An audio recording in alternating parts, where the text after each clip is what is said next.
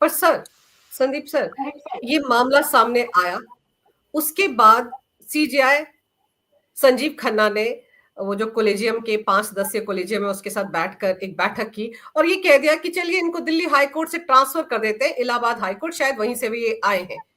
ये बात किसी के गले नहीं उतरती सर। अगर किसी के पास से 15 करोड़ रुपए की, अब मैं उसको घूस ही कहूंगी, 15 करोड़ रुपए की घूस मिली है या 15 करोड़ रुपए का कैश मिला है, उसके बाद आप ट्रांसफर की बात कर रहे हैं। उसको तो सीधे डिसमिस कर देना चाहिए, उसकी तो गिरफ्तारी हो जानी चाहिए। एक आम सरकारी कर्मचारी अगर उसके घर से घूस मिल जाती है तो वो तो तुरंत गिरफ्तार हो जाता है, नौकरी से भी चला जाता है। यहाँ पर लीपापोती क्यों की जा रही है एक ऐसे जज के लिए जिसके ऊपर इतना बड़ा गंभीर आरोप लग गया है और वो खुद कुछ बोल नहीं रहे हैं?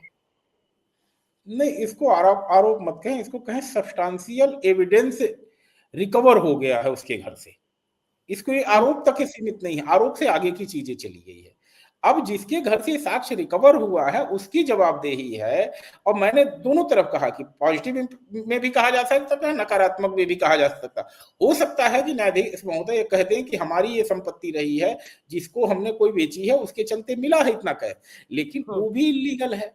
तो दोनों ही तरीके से किसी भी स्थिति में आप इस कैश को जस्टिफाई करते हैं नहीं करते हैं, इसके बारे में कुछ आपने कॉलेजियम के सामने अभी तक कहा भी नहीं है। लेकिन जो आपका सबसे बड़ा सवाल था कि सुप्रीम कोर्ट के सामने इनका केवल ट्रांसफर किया जाना क्या एक सुटेबल रेमेडी होगा, तो जवाब तो आपने सवाल में ही दे दिया कि सरकारी कर्मचारी, एक बाबू हो, एक लेखपाल हो, एक छोटा सा तहसीलदार हो, उसकी तो नौकरी तुरंत चली जाएगी, उसको तो तुरंत तिहाड़ भेज दिया जाएगा, उसके तो हाथ धुलवाए जाएंगे, उसकी फोटो खींचेगी, उसकी वीडियो बनेगी और वायरल किया जाएगा, सब अखबारों में, हिंदी, अंग्रेजी, उर्दू, तमिल, तेलुगु सब में छपेंगे उसकी फोटो जो है।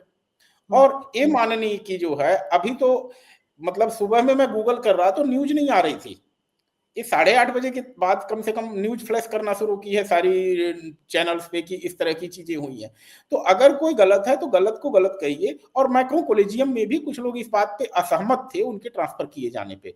कॉलेजियम में ही बात आई कि इनके लिए 124(4) की प्रोसीडिंग शुरू की जाए, जिसमें कि कहा जाए संसद से कि इनके खिलाफ जो है महाभियोग ला करके इनके खिलाफ कार्यवाही की जाए, इनका बर्खास्त किया जाए।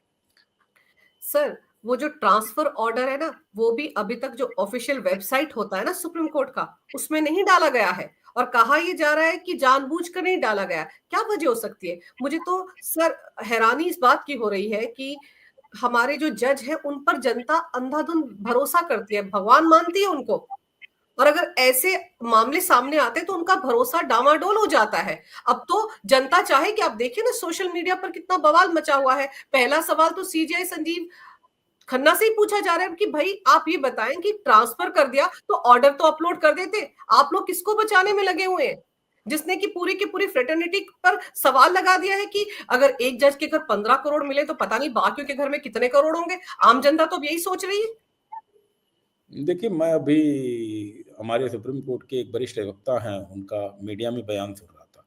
वो बहुत ही रीजनेबल बातें कर रहे थे कि हमें अब जरूरत है कि इस अपॉइंटमेंट के प्रोसीजर को मोर एंड मोर ट्रांसपेरेंट किए जाने की। आप शायद सीनियर एडवोकेट कपिल सिब्बल जी की बात कर रहे हैं, मैं भी उनका ये बयान सुन रही थी। जी जी जी जी जी, सिब्बल साहब की बात, मैं क्योंकि थोड़ा सा सिब्बल साहब का बयान मैं ज्यादा इंटरेस्टेड रहता हूं क्योंकि वो एक वरिष्ठ अधिवक्ता हैं और उनके पास जानकारी का खजाना होता है।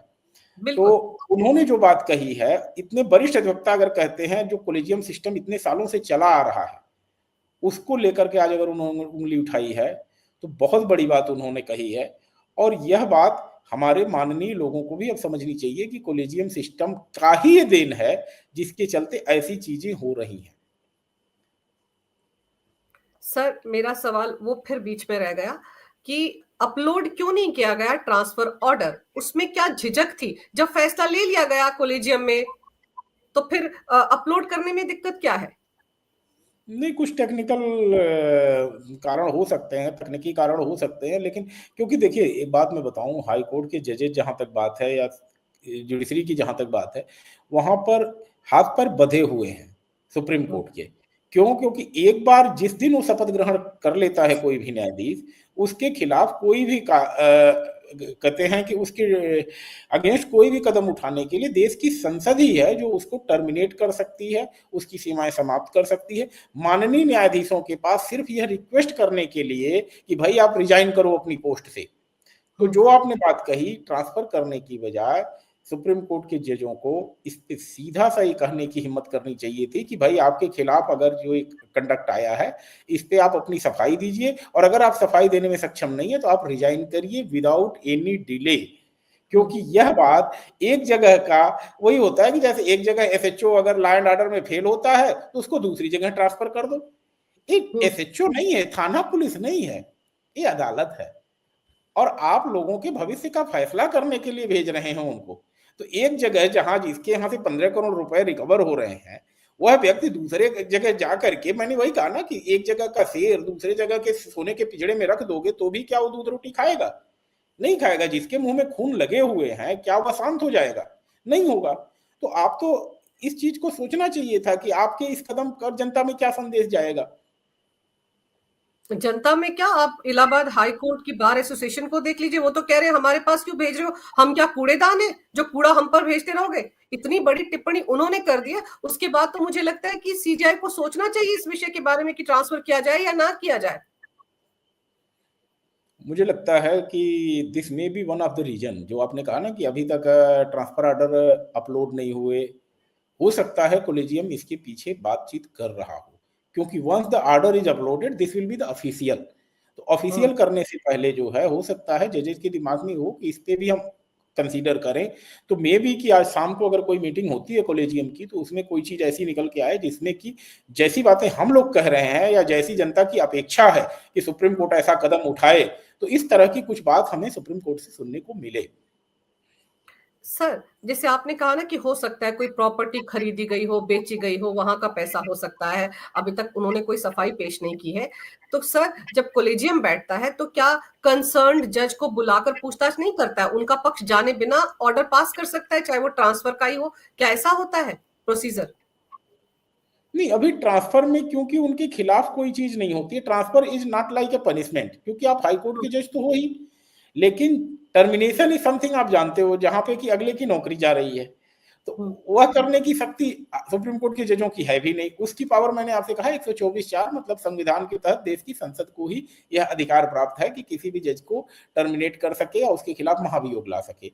लेकिन कोलेजियम के पास जो कहते हैं यही पावर है कि केवल कह सके कि आपका कंडक्ट आज की तारीख में न्यायपालिका के लिए सुटेबल नहीं है, आप जुडिशरी में बने रहने के लायक नहीं है और आप रिजाइन करिए।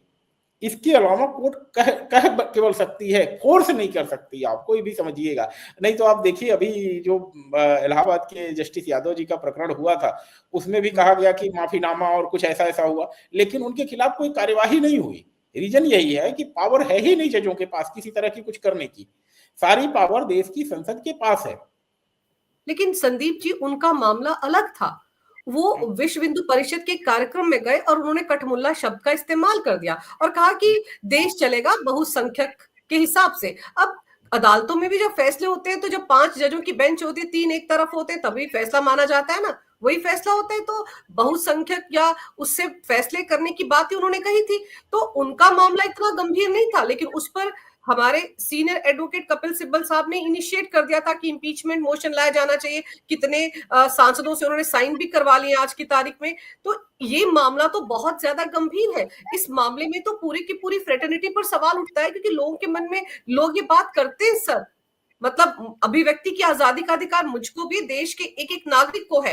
सोशल मीडिया पर आप लोगों को रोक नहीं सकते। वो ये सवाल उठाते हैं, पहले से कहते आ रहे कि जुडिशरी में बड़ा करप्शन है, रिफॉर्म्स की जरूरत है। तो अगर ये मामला सामने आ गया है, प्रत्यक्ष को प्रमाण क्या 15 करोड़ रुपए बरामद हो गए, तो उसके बाद तो लोगों के मन में ये शक बढ़ जाएगा ना सर कि इसका मतलब ये है कि जिसके पास पैसा होता है मनमाना फैसला अदालत से ले लेता है, जज मनमाना फैसला दे देते हैं। तो ये जो लोगों के मन में सवाल उठ रहा है, शक शुबा पैदा हो रहा है न्यायपालिका के प्रति, इसको दूर करने की जिम्मेदारी सीजीआई की ही है।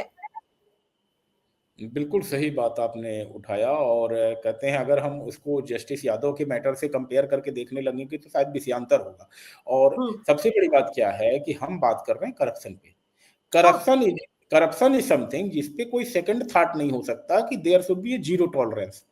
बिल्कुल। इसके खिलाफ खासकर जुडिशरी में, क्योंकि जुडिशरी द अथॉरिटी जहां पे कहीं भी करप्शन हो रहा है, क्राइम हो रहा है, तो सभी मामलों पे सुनवाई जुडिशरी ही करती है।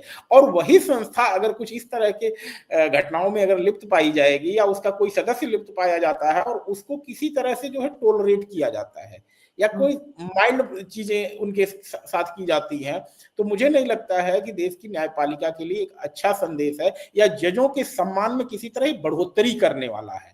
ये माननीय न्यायाधीशों के सम्मान के प्रति कहीं न कहीं एक तरह से बट्टा लगाने वाला होगा, अगर आप इन सब तरह की चीज़ों को टॉलरेट करते हुए सॉफ्ट हार्टनेस दिखाते हैं और किसी तरह से माइल्ड कॉर्नर रखते हैं उनके लिए जो है।